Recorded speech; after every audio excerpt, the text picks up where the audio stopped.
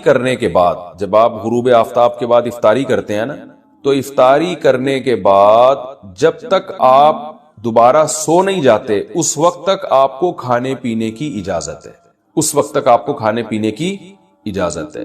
ایک بات، جیسے ہی آپ کی آنکھ لگ گئی دوبارہ اٹھے تو بس اب کھانا پینا آپ پر دوبارہ کیا ہو گیا؟ حرام ہو گیا، یعنی روزہ آپ کا شروع ہو گیا۔ ایک حکم تو یہ تھا۔ دوسرا یہ تھا کہ جیسے روزے کی حالت میں زوجہ سے ہم بستری کی اجازت نہیں تھی، اسی طرح رمضان کی راتوں میں بھی زوجہ کے قریب جانے کی اجازت نہیں تھی، اور اس پر کفارہ تھا کہ 60 روزے مسلسل رکھنے پڑیں گے آپ کو۔ تو بعض صحابہ سے یہ کوتاہی ہو گئی۔ ایک صحابی رسول اللہ صلی اللہ علیہ وسلم کے پاس ہے، بڑا دلچسپ واقعہ ہے، ان سے رمضان کی رات میں اپنی زوجہ سے ہم بستری ہو گئی، تو آپ صلی اللہ علیہ وسلم نے فرمایا وجہ کیا تھی، کیسے ہوا تم سے، کیوں ہو گیا یہ؟ تو انہوں نے فرمایا یا رسول اللہ، میری زوجہ کی پنڈلی میں نے دیکھی، اس پہ نظر پڑی، وہ انہوں نے کہیں اپنا پائنچہ اوپر کیا تو بس میں جو ہے وہ برداشت نہیں ہوا اور میں مجھ سے جمع ہو گیا۔ تو آپ صلی اللہ علیہ وسلم مسکرائے اور آپ نے فرمایا کہ 60 روزے رکھو۔ انہوں نے فرمایا یا رسول اللہ، ایک روزہ نہیں، اتنا مشکل ہے ایک روزہ رکھنا، تو 60 کیسے رکھوں گا؟ آپ نے فرمایا جو ہے 60 مسکینوں کو کھانا کھلاؤ 2 ٹائم کا۔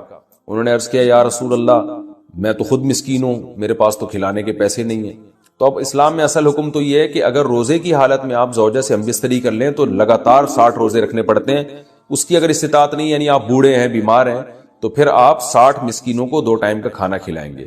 اس کی استطاعت نہیں ہے تو اب کچھ نہیں کرنا، اب یہ انتظار کرنا ہے کہ جب استطاعت پیدا ہو جائے تو 60 مسکینوں کو کھانا کھلانا ہے آپ نے، ورنہ بیٹھے رہیں آرام سے۔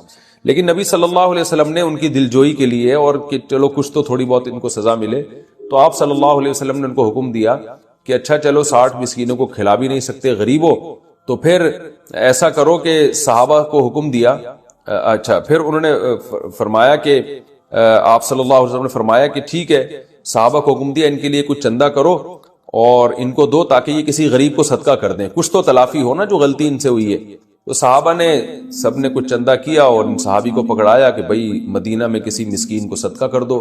تو انہوں نے عرض کیا یا رسول اللہ، مجھ سے زیادہ مسکین کو صدقہ کروں میں، یعنی سب سے بڑا مسکین تو میں ہی ہوں۔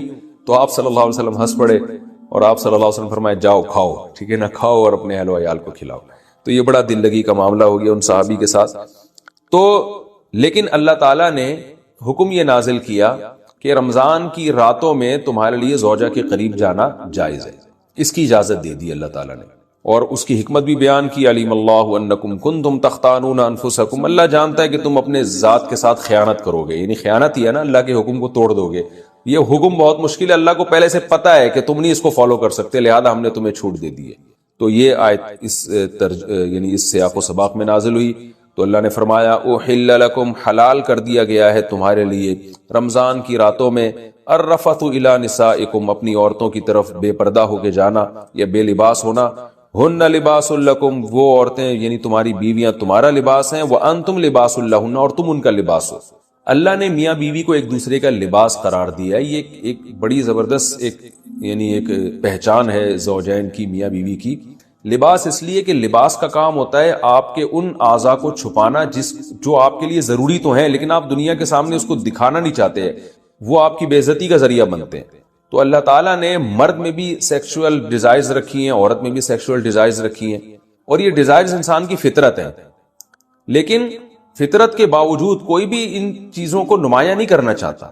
یعنی جیسے آپ نے جانور دیکھے ہوں گے، وہ کھلے عام اپنی اس خواہش کو پورا کر رہے ہوتے ہیں، تو مرد اور عورت میں اللہ نے یہ خواہش تو رکھی ہے، مگر وہ کوئی بھی یہ نہیں چاہتا شریف آدمی کہ میں اپنی اس خواہش کو اس طرح سے پورا کروں کہ لوگوں کو پتہ چل رہا ہو، اس میں انسان کی بے عزتی ہے، رسوا ہو جاتا ہے۔ تو اندرون خانہ ہی میاں بیوی ایک دوسرے کی اس خواہش کو پورا کرنے کا ذریعہ بنتے ہیں، اور وہ ایک دوسرے کے ایک ایسی خواہش کو جو ایک عیب سمجھی جاتی ہے دنیا کی نگاہوں میں، اس عیب کو اندرون خانہ پورا کر کے اس کے چھپا دیتے ہیں ان عیبوں کو۔ اگر وہ میاں بیوی ایک دوسرے کے لیے لباس نہ بنے اور ایک دوسرے کے اس عیب پہ پردہ نہ ڈالیں، یعنی ایک دوسرے کی خواہش کی تکمیل کا ذریعہ نہ بنے، تو اس بات کا امکان ہوتا ہے کہ یہ دونوں مرد بھی اور عورت بھی کسی اور طریقے سے اپنی خواہش پوری کر کے دنیا کے سامنے ذلیل اور رسوا ہو جائیں۔ ظاہر طوائف خانوں کا رخ کریں گے یا اور کسی طرح سے جو ہے نا زنا کی کوشش کریں گے، تو اس میں آخرت کی رسوائی بھی ہے اور بعض دفعہ دنیا کی رسوائی کا ذریعہ بھی بنتی ہے یہ چیز۔ تو میاں بیوی اندرون خانہ ہی بند کمرے میں ایک دوسرے کی اس خواہش کو پورا کر کے ایک دوسرے کی خواہش پہ پردہ ڈال دیتے ہیں، بالکل جیسے لباس آپ کے جو جسم کے پوشیدہ اعضاء ہیں ان کو چھپا دیتا ہے۔ تو دو کام کرتا ہے لباس، ایک تو یہ کہ آپ کے جسم کے جو پوشیدہ اعضاء ہیں ان کو چھپا بھی دے گا، اور دوسرا لباس زینت کا کام بھی کرتا ہے، جب آپ لباس پہن کے باہر نکلتے ہیں تو اور اچھے بھی لگتے ہیں۔ تو اللہ تعالیٰ نے ایسا ایک انتظام کیا، میاں بیوی کو ایک دوسرے کے لیے ایسا بنایا کہ ایک دوسرے کی خواہش کو اندرون خانہ ہی یہ پورا بھی کر دیتے ہیں اور زینت کا ذریعہ بھی بنتے ہیں۔ جب میاں بیوی باہر نکلتے ہیں تو لوگ تعارف کروا رہے ہوتے ہیں نا کہ شادی شدہ آدمی ہے، پارکوں میں لکھا ہوتا ہے فیملی کے بغیر الاؤ نہیں، ان کو پتا ہے جو فیملی کے بغیر ہوتا ہے وہ قابل عزت نہیں ہوتا، فیملی والا آدمی قابل عزت ہوتا ہے۔ تو وہ زینت کا ذریعہ بھی بنتے ہیں کہ بھائی شادی شدہ آدمی ہے، بال بچوں دار آدمی ہے، بال بچوں والا آدمی ہے، تو زینت اس لحاظ سے بھی کہ لوگوں کو اس سے خطرہ بھی کم ہوتا ہے، وہ ایسی اوباش لڑکوں جیسی حرکتیں بھی یعنی حرکتیں بھی نہیں کرتا، اور زنا سے بھی بچ جاتا ہے وہ، تو اس لحاظ سے بھی لوگوں کو اس سے خطرہ نہیں ہوتا۔ تو ہر لحاظ سے ایک دوسرے کی زینت کا ذریعہ بنتے ہیں اور ایک دوسرے کی عیبوں پہ پردہ ڈالنے کا ذریعہ بنتے ہیں۔ تو یہ ایک اللہ تعالیٰ نے پہچان کروائی ہے، اور اس میں اللہ نے عورت کا ذکر پہلے کیا، مرد کا بعد میں کیا، اس میں کیا حکمتیں ہیں، یہ ایک لمبا ٹاپک ہے، میں بیانات میں ذکر کر چکا ہوں، پھر تفسیر میں اس طرح کی باتیں ہوں گی تو بہت لمبی تفسیر ہو جائے گی۔ آگے اللہ نے فرمایا علیم اللہ انکم کنتم تختانون انفسکم، اللہ کو پتہ ہے تم اپنے نفس کے ساتھ خیانت کرو گے۔ خیانت کا مطلب جب اللہ کے حکم کو توڑو گے تو اپنے ساتھ ہی خیانت ہے نا یہ، تو اللہ کو پتہ ہے کہ تم اس حکم کو فالو نہیں کر سکتے، یعنی رمضان کی راتوں میں بھی ہم پابندی لگا دیں تو پورا مہینہ زوجہ سے دور رہنا تمہارے لیے بڑا مشکل ہو جائے گا، اس لیے اللہ نے حکم دے دیا فتاب علیکم، اللہ تم پر متوجہ ہوا، وعفا عنکم، اور جو کوتاہی تم میں سے ہو چکی ہے، ان صحابی سے کوتاہی ہوئی تھی اللہ نے معاف کر دی، فالآنا، پس اب تمہیں اجازت ہے، باشروہن، ان سے تم ہم بستری کر سکتے ہو، یعنی رمضان کی راتوں میں، وابتغوا ما كتب اللہ لکم، اور وہ اولاد تلاش کرو، وہ چیز تلاش کرو جو اللہ نے لکھ دی ہے تمہارے لیے، یعنی اس سے مراد ہے اولاد۔ تو اب یعنی زوجہ کے قریب اس نیت سے جاؤ کہ تمہیں اولاد ملے۔ تو یہاں بھی کچھ باتیں، پہلی سوال یہ پیدا ہوتا ہے کہ جب اللہ نے اس حکم کو منسوخ ہی کرنا تھا، اللہ تعالیٰ نے رمضان کی راتوں میں زوجہ سے ہم بستری کی اجازت دینی ہی تھی، تو پھر پہلے پابندی کیوں لگائی جب منسوخ ہی کرنا تھا؟ تو مشرکین یہ اعتراضات کیا کرتے تھے کہ قرآن ایک بات پہ معاذ اللہ قائم کیوں نہیں رہتا، منسوخ کیوں کر دیتا ہے؟ اس کا مطلب ہے کہ یہ اللہ کا حکم نہیں ہے بلکہ یہ تو نبی نے اپنی طرف سے بنایا ہوا ہے، کیونکہ نبی جو ہے نا وہ حکم چینج کرتے رہتے ہیں۔ تو یاد رکھیں ایسا نہیں ہے، قرآن جب کسی حکم کو منسوخ کرتا ہے تو قرآن میں پہلے گزر چکا نا، ما ننسخ من آیت او ننسیھا ناتی بخیر منھا او مثلھا۔ بعض دفعہ حکمتیں ہوتی ہیں، اللہ کے علم میں تو یہ ہوتا ہے کہ میں نے اس حکم کو چینج کرنا ہے، لیکن اللہ تعالیٰ پہلے ایک حکم نازل کرتے ہیں یہ بتانے کے لیے کہ ہماری اصل منشا تو یہ تھی کہ یہ حکم نازل ہو، لیکن پریکٹیکلی کروایا گیا کہ تم کمزور ہو، تو اور کمزوری کی وجہ سے تم اس حکم کو فالو نہیں کر سکتے، تو اللہ کتنا غفور الرحیم ہے، اپنے اصل قانون کو چینج کر رہا ہے۔ تو اگر شروع ہی سے یہ حکم نازل ہوتا نا کہ رمضان کی رات میں زوجہ کے قریب جانے کی اجازت ہے، تو یہ جو اللہ کی ایک رحمت اپنے بندوں کے اوپر ہے، یہ رحمت نمایاں نہ ہوتی کہ اللہ اپنے بندوں، اللہ کی یعنی اللہ تعالیٰ نے بھی حکام میں لچک رکھی ہے، اور اپنے بندوں کے مزاج کی اور اپنے بندوں کے جو ہے وہ طبیعت کی اور ان کی طاقت اور قوت کو دیکھ کر اللہ نے حکام بنائے۔ اس کی مثال ایسے ہے جیسے 28ویں پارے میں آتا ہے کہ اللہ تعالیٰ نے صحابہ کرام کو حکم دیا تھا کہ جب نبی کے پاس جاؤ بات چیت کرنے کے لیے، آپ سے سرگوشی کرنے کے لیے، تو پہلے صدقہ کیا کرو، لیکن ابھی کسی صحابی نے صدقہ کیا ہی نہیں کہ اللہ نے حکم کو منسوخ کر دیا اور فرمایا کہ تمہارے لیے یہ حکم بہت شاق ہے، لہذا اب تمہیں اجازت ہے کہ بغیر صدقے کے نبی کے پاس چلے جاؤ۔ تو وہاں بھی علماء نے حکمت بیان کرتے ہیں کہ اللہ تعالیٰ اگر شروع سے یہ حکم دے دیتا نا کہ بغیر صدقے کے چلے جاؤ، تو وہ جو اللہ تعالیٰ کی اپنے بندوں کے ساتھ ایک لطافت والا معاملہ ہے، رحمت والا معاملہ ہے، وہ ظاہر نہ ہوتا۔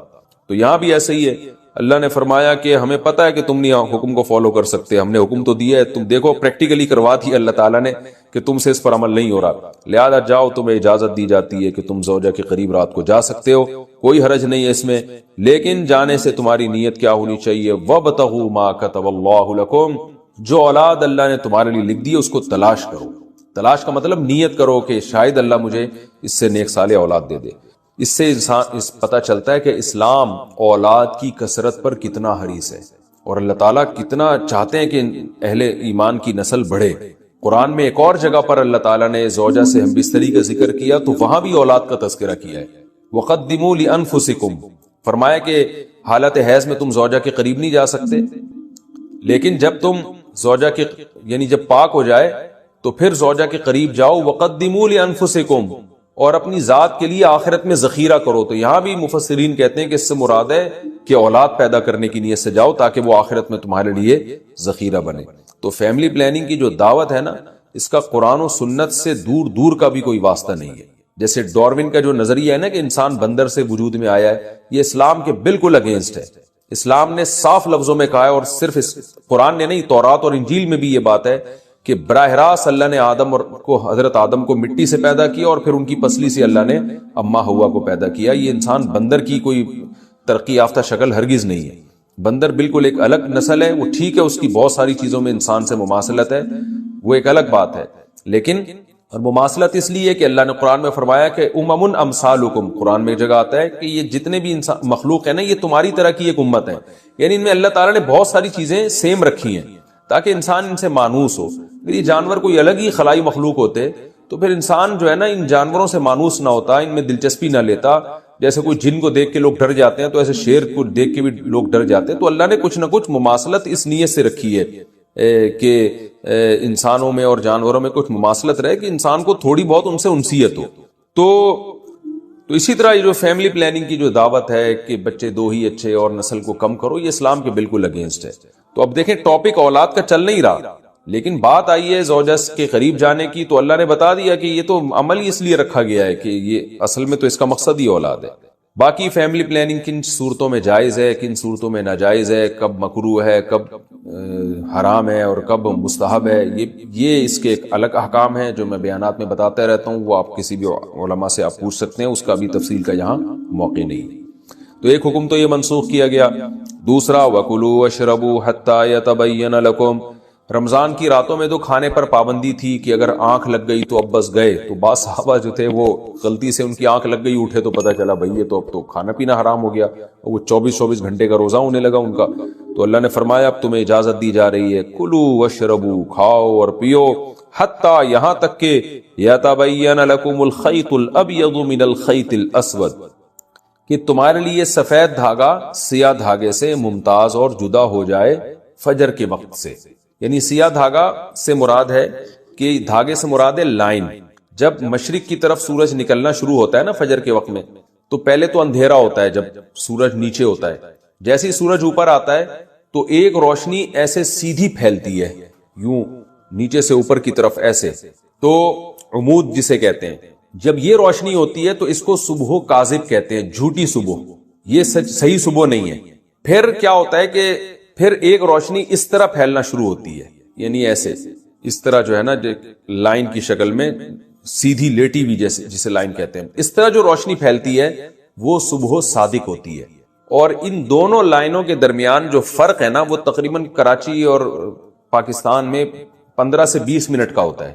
یعنی صبح کاذب جھوٹی صبح اور صبح صادق میں. تو یہ جو لائن پھیلتی ہے اس کو خیط ابیض قرآن کہہ رہا ہے، یعنی سفید دھاگا کالے دھاگے سے. کالے دھاگے مطلب پہلے جو بالکل سیاہ تھا وہ کالی لائن تھی، اب اس میں ایک سفید لائن آ گئی. تو سفید لائن جب بالکل ممتاز ہو جائے، صاف پتہ چل جائے کہ وائٹ جو ہے نا روشنی پھیلنا شروع ہو گئی ہے ایسے لائن یوں کر کے، تو یہ سفید دھاگا ہے اور وہ کالا دھاگا ہے. یعنی جو کالے دھاگے میں وہ سفید دھاگا ممتاز نظر آنا شروع ہو جائے تو اللہ فرماتے ہیں اس وقت تک تم کھا سکتے ہو، جس کو ہم سحری کا وقت کہتے ہیں کہ بھی سحری کا وقت اب ختم ہو گیا ہے، سحر کا وقت، اور اب جو ہے صبح کا وقت شروع ہو گیا اور فجر کی نماز کا وقت بھی شروع ہو گیا، جس کو عربی میں فجر کا وقت بھی کہتے ہیں. تو یہ من الفجر جو ہے نا یہ کب نازل ہوا؟ پہلے تو اتنی آیت نازل ہوئی تھی کہ تمہارے لیے سفید دھاگا سیاہ دھاگے سے ممتاز ہو جائے. تو یہاں بھی اللہ نے ایک اپنی رحمت کا معاملہ کیا، کیونکہ یہ کنایا ہے صبح صادق سے. تو ہوا یہ کہ ایک صحابی بیچارے رات کو بیٹھ گئے، وہ اپنے تکیے پہ نا کالا دھاگا اور سفید دھاگا رکھ کے، اور صبح دیکھنے لگے کہ جب یہ دونوں میں فرق پتہ چلے گا تو میں کھانا پینا بند کر دوں گا. تو نبی صلی اللہ علیہ وسلم نے ان کو فرمایا کہ بھائی اس سے مراد صبح صادق ہے، یہ نہیں کہ واقعی سفید دھاگا لے کے بیٹھ جاؤ. تو پھر اللہ تعالیٰ نے من الفجر کا لفظ بھی آسمان سے نازل کیا. صرف من الفجر یہ لفظ نازل ہوا کہ اس سے مراد کیا ہے؟ فجر. ثم اتموا الصیام الی اللیل، تو اس وقت تک تم کھا سکتے ہو، اس کے بعد مکمل کرو روزوں کو رات تک. رات سے مراد غروب آفتاب ہے. اصل میں تو رات عشاء کے وقت سے داخل ہوتی ہے، لیکن غروب آفتاب کو بھی عربی میں یعنی سورج جب غروب ہو جائے تو اس کو بھی رات کا وقت کہہ دیا جاتا ہے مجازاً. تو اس میں پوری امت کا اجماع ہے سوائے شیعہ حضرات کے وہ جب ستارے طلوع ہوتے ہیں تو اس وقت وہ کرتے ہیں، ورنہ پوری امت جو اہل سنت والجماعت کے چاروں مکاتب فکر ہیں، حنفی، مالکی، شافعی، احمد بن حنبل اور صحابہ کرام، یہ سب اس پر تقریباً متفق ہیں کہ غروب آفتاب کا وقت ہے اصل، اور نبی صلی اللہ علیہ وسلم سورج مکمل غروب ہوتے ہی روزہ کھول لیا کرتے تھے۔ تو اللہ نے اجازت دے دی کہ اس وقت تک جو ہے نا روزے کو مکمل کرو۔ وَلَا تُبَاشِرُوهُنَّ وَأَنْتُمْ عَاكِفُونَ فِي الْمَسَاجِدِ، اور مسجدوں میں جب تم ہو اعتکاف میں تو پھر زوجہ کے قریب مت جاؤ۔ یعنی اللہ تعالیٰ نے رمضان کی راتوں میں تو زوجہ کے قریب جانے کی اجازت دے دی، تو اس سے یہ وہم ہو سکتا تھا کسی کو کہ بھئی ٹھیک ہے ہم اعتکاف میں اگر ہیں تو رات میں اللہ نے تو اجازت دی ہے، تو اب چلو اعتکاف سے نکل کے گھر سے جا رہے ہیں بیگم سے ملاقات کرنے کے لیے، کوئی ان کو روک رہا ہے بھائی اس کی اجازت نہیں ہے، تو کہ اللہ نے تو قرآن میں کہا ہے کہ رمضان کی راتوں میں تمہیں اجازت ہے، تو اللہ نے بتا دیا کہ اعتکاف والوں کی اجازت نہیں ہے۔ اعتکاف میں اگر کوئی زوجہ سے ہم بستری کر لے گا تو وہ روزہ اس کا ٹوٹ جائے گا، اور صرف ہم بستری نہیں، اور جو ہم بستری کے مقدمات ہیں بوس و کنار وغیرہ اس کی بھی اعتکاف میں اجازت نہیں ہے۔ تلک حدود اللہ فلا تقربوها، یہ اللہ کی حدود ہیں، ان کے قریب مت جاؤ۔ اس طرح اللہ اپنی آیتیں لوگوں کے لیے کھول کھول کے بیان کرتا ہے تاکہ لوگ تقوی اختیار کریں۔ اور یہ آخری آیت کا ترجمہ کر دیتا ہوں، یعنی تھوڑی تفسیر بیان کر دیتا ہوں، اس کے بعد پھر انشاءاللہ اس پورے رکوع کے صرف علمی نقطے رہ جائیں گے، وہ میں اگلے ایپیسوڈ میں بیان کروں گا۔ وَلَا تَأْكُلُوا أَمْوَالَكُمْ بَيْنَكُمْ بِالْبَاطِلِ، اور ایک دوسرے کا مال ناحق طریقے سے مت کھاؤ۔ جتنے غلط، آنکھ کے بدلے آنکھ، کان کے بدلے کان، ناک کے بدلے ناک، وَالْجُرُوحَ قِصَاص، زخم کے بدلے زخم۔ تو یہ جو دنیا میں جب انسان قانون بناتا ہے نا تو ساری اتھارٹی انسانوں کے ہاتھ میں چلی جاتی ہے جو ہمارے باپ بن کے بیٹھے ہوئے ہیں۔ وہ بتائیں گے ہمیں 18 سال سے پہلے شادی کرنی ہے یا 18 سال سے بعد، تبھی تو اسلام کہتا ہے یہ نہیں چلے گا۔ تو یہ تو 18 سال اور عدالتی خلا ولا میں نے ایک مثالیں دی ہیں، ورنہ تو یہ سب انسانوں کی غلامی کے مختلف طریقے ہیں۔ آزادی چھینی جا رہی ہے اور اس کا نام کیا رکھا جا رہا ہے؟ آزادی۔ تو آزادی اسلام میں ہے حقیقی معنوں میں۔ تو ایک اللہ نے اس میں قصاص کا حکم بیان کیا۔ یہاں جو ہمارے دیسی لبرل لوگ اور جو دنیا کے لبرل لوگ ہیں وہ ایک بات کرتے ہیں، دنیا میں بہت سے ملکوں میں پھانسی نہیں ہے، پھانسی تو ویسے ہی ظلم ہے، اس کا گلا گھونٹ کے مارتے ہیں۔ اسلام میں تلوار سے فائدہ یہ ہوتا ہے کہ قاتل کو تکلیف کم سے کم ہوتی ہے، سڑک کر کے گردن اڑ گئی ختم، تو تکلیف نہیں ہوتی اس کو۔ یہاں لٹکا دیتے ہیں، زبان لٹک کے باہر آ جاتی ہے۔ اور پھر اسلام میں قصاص کھلے عام ہے، بند کمرے میں نہیں ہے۔ کھلے عام میں کیا فائدہ ہے؟ قاتل کو لوگ ترغیب دیں گے، جو مقتول کے وارثین ہیں ان کو لوگ ترغیب دیں گے کہ یار چھوڑ دو، یار چھوڑو، تو 80% کیسز میں ایسا ہوتا ہے کہ وہ معاف کر دیتے ہیں۔ کھلے عام میں یہ فائدہ ہوتا ہے۔ نمبر 2، دوسرا فائدہ کیا ہے؟ اگر اس کو قتل کیا جائے گا ساری دنیا دیکھے گی اور وہ آئندہ کسی انسان کو قتل کرنے سے ڈرے گی۔ لیکن دنیا کے قانون میں کیا ہے؟ ایک تو قاتل کو لٹکاتے ہیں، گردن گھونٹ کے کتنی اذیت سے انسان مرتا ہے، زبان لٹک کے باہر آ جاتی ہے، تبھی اس کے منہ پہ ماس چڑھاتے ہیں۔ اور کرتے بھی یہ کام بند کمرے میں تاکہ کسی کو ترس ہی نہ آئے۔ کرتے بھی کیسے ہیں؟ بند کمرے میں۔ صحیح ہے، سارا گندا غلاظت والا نظام ہے۔ اور تو اللہ نے فرمایا کہ بہت سے لوگ ایسے بے وقوف دنیا میں آئیں گے جو کہیں گے یہ اسلام نے جو کہا ہے کہ زید نے بکر کو قتل کر دیا تو بکر کے وارثین زید کی گردن اڑا سکتے ہیں، تو بہت سے افلاطون آئیں گے، وہ بولیں گے کہ ایک انسان کو تو انہوں نے مار دیا، اب وہی کام آپ اس کے ساتھ کر رہے ہو، ایک اور انسان کو مان رہے ہو، تو یہ کوئی بات تو نہ ہوئی نا۔ قانون تو یہ ہو کہ انسانوں کی جانیں بچیں، تو یہ بھی تو ایک انسان ہی ہے نا۔ تو اللہ نے فرمایا وَلَكُمْ فِي الْقِصَاصِ حَيَاةٌ، تمہارے لیے قصاص میں زندگی ہے۔ ایک انسان کی گردن جا رہی ہے، ہزاروں کی گردن بچ رہی ہے۔ لوگ یہ جرم کرنے سے پہلے 100 دفعہ سوچیں گے، ورنہ یہی کمبخت اٹھا کے کل کسی دوسرے بندے کو پھڑکا رہا ہوگا۔ تو اس لیے اللہ نے فرما دیا وَلَكُمْ فِي الْقِصَاصِ حَيَاةٌ، تمہارے لیے قصاص میں زندگی ہے۔ آگے اللہ نے فرمایا، اللہ نے روزے فرض کیے ہمارے اوپر، یا ایھا الذین آمنوا کتب علیکم الصیام، تم پہ روزے فرض ہیں۔ تسلی کے لیے اب جیسے ہی روزے فرض کی ہم آیت سنتے ہیں گھبراہٹ طاری ہو جاتی ہے، ابے صبح سحری سے لے کے افطار تک کھانا ہی نہیں ہے۔ اللہ نے فوراً تھپکی دے دی، گھبرانا مت، ایام معدودات، چند دن ہیں، تھوڑے دن ہیں، 29 یا 30 دن، ساری زندگی کے لیے نہیں کہہ رہا۔ دیکھو اللہ کتنا خیال کرتا ہے کہ نہیں کرتا ہے بھائی، ایام معدودات، تھوڑے دن ہیں، ہم ہمیشہ کے لیے تھوڑی کہہ رہے ہیں۔ اس سے پتہ چلتا ہے جو ٹینشن تھوڑے دنوں کی ہو اور اس کا ٹائم معلوم ہو کہ اس ٹائم پہ یہ ٹینشن ختم ہو جائے گی، وہ ٹینشن برداشت کرنا آسان۔ اور جس ٹینشن کا پتہ ہی نہ ہو کہ یہ کب ختم ہوگی، وہ 1 سیکنڈ بھی بعد بھی ختم ہو جائے نا وہ تو اتفاق تھا نا کہ 1 سیکنڈ بعد ختم ہو گئی, لیکن پتہ ہی نہ ہو کب ختم ہوگی, اس کا 1 سیکنڈ بھی 1000 سال پہ بھاری. اب آپ لوگ کا دماغ شادی شدہ لوگوں کی طرف جا رہا ہوگا, میری مراد وہ نہیں ہے, سمجھ رہے؟ تو ہر کام کا یہی ہے. کوئی دیکھو اسلام میں ہے تسبیحات 100 دفعہ تیسرا کلمہ, 100 دفعہ چوتھا کلمہ, یہ 100 کا عدد کیوں بیان کیا جاتا ہے بھائی؟ اللہ کہتے ہیں جتنا دل چاہے پڑھ لو, یوں کر کے جتنا دل چاہے پڑھ لو. بھائی جب تک کوئی عدد نہ ہو نا, انسان کو اینڈنگ پوائنٹ, اسٹارٹنگ پوائنٹ اور اینڈنگ پوائنٹ نہ بتایا جائے, اس کو موٹیویشن نہیں ملتی ہے, اس کو موٹیویشن نہیں ملتی. اس کو بتایا 100 پڑھ لو یا 200 پڑھ لو, تو ایک عدد ہے, اس کو پتا ہے یہاں سے اسٹارٹ کروں گا یہاں پر ختم ہوں گا, تو ایک وظیفہ میرا کمپلیٹ ہو جائے گا. ویسے چاہو جتنا مرضی ذکر کرتے رہو, لیکن سنت جب بھی کوئی چیز ہوتی ہے اس کا عدد متعین ہوتا ہے. فجر کی کتنی سنتیں متعین ہیں؟ 2 عدد متعین ہے. ظہر کی 4, پھر ظہر کے بعد 2. فرائض میں بھی ایسے ہی ہے. تو یہ ممکن ہے کہ تراویح میں کوئی عدد ہی متعین نہ ہو, جتنی چاہو جماعت سے پڑھ لو. یہ ایسی بات ہے جس پہ نہ کسی صحابی نہ کسی تابعی کا ہمیں کوئی قول ملتا ہے. اس پہ تو میں ابھی ویڈیو بیان ایک ریکارڈ کروا رہا ہوں, میرا ایک آڈیو بیان ہے تراویح پر نا, 20 رکعتیں تراویح پر آڈیو بیان ہے حوالوں کے ساتھ. تو آج کل چلتا ویڈیو ہے, تو پورے ریفرنسز کے ساتھ اسی رمضان میں انشاءاللہ میرا ایک ویڈیو بیان آنے والا ہے. اس میں نے ثابت کیا ہے کہ ایسا نہیں ہے کہ تراویح میں 8 پڑھو 10 پڑھو 12 پڑھو, نہ جماعت سے نماز ہے. جماعت میں نفل کی جماعت شریعت میں بدعت ہے, تبھی تراویح کے علاوہ کوئی اور نفل نماز آپ اتنی بڑی جماعت کے ساتھ نہیں پڑھ سکتے. تو جو چیز بدعت ہے تو جتنی ثابت ہوگی اتنی ہی اس کی اجازت ہوگی, اتنی ہی وہ عادت سنت ہوگی. تو اس لیے اس پہ تفصیلی میرا بیان آنے والا ہے, ابھی اس پہ ریئیکشن نہ لوگ ریکارڈ کروانا شروع کر دیں. تو یہی وجہ ہے کہ جو لوگ 8 رکعت پڑھتے ہیں وہ پھر 8 ہی پڑھتے ہیں پوری زندگی. ان کی مسجدوں میں ایسا نہیں ہوتا آج 8 ہو رہی ہیں, کل 10 ہو رہی ہیں, پرسوں 12 ہو رہی ہیں. تو لوگ پاگل ہو جائیں گے, بولیں گے کیا کر رہا ہے بھائی, تو 8 پڑھائے گا 10 پڑھائے گا. تو اس لیے یا تو 8 سنت ہیں یا 20 سنت ہیں. ایسا نہیں ہے کہ کوئی خاص عدد متعین نہیں ہے, جتنی چاہے پڑھ لو, جتنی چاہے کا نہیں ہے. ہر مسجد میں متعین رکعتیں ہوتی ہیں ہر سال پوری زندگی. جب تک اس طرح کی چیزوں کو متعین نہ کیا جائے, اور شریعت کا مزاج بھی ہے شریعت متعین کرتی ہے, اس وقت تک اس کو منضبط کرنا, اس پہ عمل کرنا بہت مشکل ہوتا ہے. تو شریعت نے جہاں نوافل میں اجازت دی ہے, لیکن جہاں اسپیسیفک کوئی خاص عبادت دی ہے تو رکعتیں بھی شریعت نے اس کی متعین کی ہیں. اشراق کی رکعتیں متعین, چاش کی متعین, اوابین کی متعین.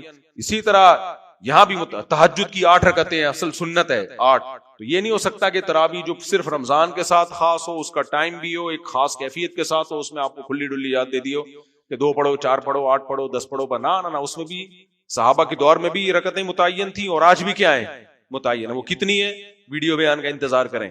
اچھا بھائی, آگے اللہ تعالیٰ فرماتے ہیں کہ 2 لوگوں کو اللہ نے روزہ چھوڑنے کی اجازت دی, ایک مریض کو اور ایک مسافر کو. تیسرا کوئی نہیں ہے جس کو چھوڑنے کی اجازت. کل آپ کا پیپر ہو تو بھی رمضان کا روزہ رکھنا ہے, آپ مزدور ہو گرمی میں آپ نے گڑھا کھودنا ہے تو بھی آپ نے رمضان کا روزہ رکھنا ہے. کیونکہ صحابہ کرام کے دور میں اے سی نہیں تھا کہ سارے اے سی میں بیٹھ کے روزہ رکھتے ہوں. اس دور میں بھی مزدور پیشہ لوگ بھی تھے, کسان بھی تھے, کانوں کو کھودنے والے لوگ بھی. اس دور میں بھی لوہا نکلتا تھا کہ نہیں نکلتا تھا, تلواریں کس سے بنتی تھیں. سارے سب طرح کے طبقے اس دور میں بھی تھے, آج بھی ہیں. روزہ کسی کے لیے بھی معاف نہیں ہے سوائے مسافر اور مریض. ہاں کوئی کسی کی حالت روزے میں خراب ہو جائے, مرنے لگے یا بیمار ہونے لگے, تو توڑنے کی اجازت ہے اس کو. آگے ان آیتوں میں اللہ نے حکم دیا وَلَا تَأْكُلُوا أَمْوَالَكُمْ بَيْنَكُمْ بِالْبَاطِلِ, اے لوگو ایک دوسرے کا مال ناحق طریقے سے مت کھاؤ, اور وَتُدْلُوا بِهَا إِلَى الْحُكَّامِ, حکام کو رشوتیں دے کے دوسروں پہ ظلم مت کرو. آج یہ ہوتا ہے نا, دوسرے کا حق بنتا ہے, آپ نے رشوت کھلا کے اس کی سیٹ خود لے لی. آپ نے, ہوتا ہے کہ نہیں ہوتا؟ یہی ہو رہا ہے. حق دوسرے کا تھا, آپ نے حق مار کے پیسے کھلائے اور اس کی جگہ آپ چلے گئے. ہاں حق آپ کا ہو اور پھر بھی وہ پیسے لیے بغیر کام نہ کر رہا ہو تو پھر رشوت دینا جائز ہے, کیونکہ یہاں رشوت اپنے حق کو لینے کے لیے ہے, دوسرے کا حق مارنے کے لیے نہیں. آگے چلتے ہیں, جلدی میں چاہ رہا ہوں ساری آیتیں آ جائیں ہمارے سامنے, جن بہت سارے جو احکام آئے ہیں. اللہ نے جو جہاد کا حکم دیا, جہاں جہاد فرض ہے اس کی آگے آیتیں آ رہی ہیں. اس میں اللہ نے بتایا کہ کافر لوگ کہتے ہیں یہ لوگ جہاد کیوں کرتے ہیں, تو اللہ نے فرمایا وَالْفِتْنَةُ أَكْبَرُ مِنَ الْقَتْلِ, فتنہ قتل و غارت سے زیادہ بری چیز ہے. اگر جہاد نہ ہوتا, آگے تفصیل سے جہاد کی آیتیں پھر میں وہ پڑھتا ہوں, اگر جہاد نہ ہوتا یہ مسلمانوں کو گاجر مولی کی طرح کاٹ کے ختم کر. دیکھو مودی نے ہم پہ جو میزائل مارے تو اب تک ہم کھاتے ہی رہتے ہیں. کیا خیال ہے اگر ہماری طرف سے ہماری ایئر فورس نے اگر رپلائی نہ کیا ہوتا اور ہمارے جہازوں نے اگر میزائلوں پہ بٹن نہ لگایا ہوتا اور یہاں سے بنیان مرصوص کی صورت میں میزائل نہ اڑے ہوتے تو کیا وہ جو ہم پہ طیارے آ کے گرنا شروع ہوئے تھے وہ بند ہو جاتے؟ ہم یہاں سے تبلیغی جماعت کو بھیجتے, محبت سے وہ ان کے پائلٹوں کو جا کے سمجھاتے کہ دیکھو لڑائی معاف کرو, اللہ کا گھر صاف کرو. اصل تو محبت ہے, اسلام محبت کا درس دیتا ہے.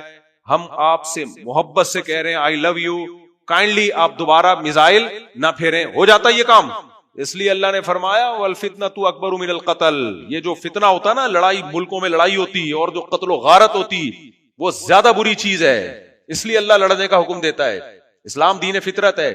اور آگے انہی آیتوں میں آگے اللہ نے فرمایا ولولا دفع اللہ الناس بعضهم لبعض لفسدت الارض. اللہ اگر اہل ایمان کو لڑنے کا حکم نہ دیتا زمین میں فساد پھیل جاتا, سارے ظالم لوگ زمین کو کھا جاتے. تو اس لیے اسلام کے میں محبت بھی ہے اور لڑائی بھی ہے, دونوں چیزیں. اللہ نے کہا سبزیاں بھی کھاؤ اور گوشت بھی کھاؤ. درندے صرف گوشت کھاتے ہیں, شیر ویر کیا کرتے ہیں, خالی گوشت ہر وقت براتے ہی رہتے ہیں بیٹھ کے. اور کچھ لوگ صرف سبزیاں کھاتے ہیں, جیسے بکری ہے, غرانے کی طاقت اس میں ہے ہی نہیں. مسلمان کیا کرتا ہے, کبھی کبھار ایک آدھ ٹماٹر بھی کھا لے گا لیکن وہ بھی گوشت میں ڈال کے کھائے گا اور گوشت بھی کھا دیتا ہے. تو محبت بھی اور لڑائی کا جذبہ بھی, لیکن غلط جگہ جذبہ استعمال نہ ہو لڑائی کا. جو جہاں لڑنا ہے وہاں جا کے لڑے آتے. تو کسی نے کہا نا سبزی کھانے کا سب سے بہترین طریقہ یہ ہے کہ بکرے کو سبزی کھلاؤ پھر بکرا کاٹ کے کھا جاؤ, سبزی کے اثرات بکرے میں آ جائیں گے. آگے چلتے ہیں میرے بھائی. آگے اللہ نے فرمایا وانفقوا فی سبیل اللہ ولا تلقوا بایدیکم الی التہلکۃ واحسنوا ان اللہ یحب المحسنین. حج کی آیتیں ہیں. حج میں صحابہ کرام تجارت کو برا سمجھتے تھے. حج میں ایک اہم حکم یہ دیا کہ جو بھی حج کا یا عمرے کا احرام باندھے گا فلا رفث ولا فسق, کوئی فحش بات زبان سے نہیں کرنی اور کوئی فسق و فجور کا کام نہیں کرنا. ولا جدال فی الحج, اور لڑنا جھگڑنا نہیں ہے. احرام کی حالت میں بیوی سے بھی آپ شہوت کی باتیں نہیں کر سکتے. سمجھ رہے, احرام کی حالت میں بیگم کے ساتھ بھی آپ کوئی ایسی بات نہیں کر سکتے جو نارمل حالات میں فحش بات سمجھی جاتی ہے, وہ بھی جائز نہیں. اور لڑنا جھگڑنا بالکل جائز نہیں ہے. بعض لوگوں کو ہم نے وہاں بھی احرام میں بھی دیکھا ایسے بیٹھے ہوتے ہیں جیسے توے پہ کسی نے لا کے ان کو بٹھا دیا. احرام میں بالکل برداشت. آگے اللہ فرماتے ہیں صحابہ کرام جب حج کرنے جایا کرتے تھے تو پوری دنیا سے لوگ آتے تھے. تو اب تجارت ہوتی تھی. شام سے جو لوگ آ رہے ہیں وہ مال لے کر آ گئے جو شام میں پائے جاتا ہے, حج بھی ہو جائے گا چلو. اور مدینہ والے وہ مال لے کے چلے گئے جو شام میں نہیں ہے. تو تاجروں کے آپس میں لین دین ہوتی تھی. ان کا مال خریدا, انہوں نے ان کا مال خریدا. جب اسلام آیا حج کیا صحابہ نے تو اشکال ہونے لگا, بھائی ہم تو حج کر رہے ہیں اور پیسے بھی کما رہے ہیں, یہ پتہ نہیں ہمارا حج ضائع نہ ہو جائے. اللہ نے فرمایا لیس علیکم جناح, کوئی حرج نہیں ہے, تجارت بھی کر لیا کرو. سمجھتے ہو حج کرنے جا رہے ہو, بزنس بھی ساتھ ساتھ نمٹا کے آ جایا کرو. اللہ کو پتا تھا یہ حج بزنس کی اتنی بڑی اپورچونٹی ہے, یہ میں مسلمانوں سے کیسے ضائع کرا دوں. اس سے پتا چلتا ہے اللہ تعالی مسلمانوں کو اکنامکلی کمزور دیکھنا چاہتے ہیں یا پاورفل دیکھنا چاہتے ہیں. پاورفل. تبھی حج جو خالصتاً عبادت ہے اس میں باقاعدہ صراحتاً تجارت اور بزنس کی اجازت دی جا رہی ہے. افسوس کی بات پتہ ہے کیا ہے, حج میں آج جتنا بزنس ہو رہا ہے ساری پروڈکٹ بک کس کی رہی ہیں, غیر مسلموں کی.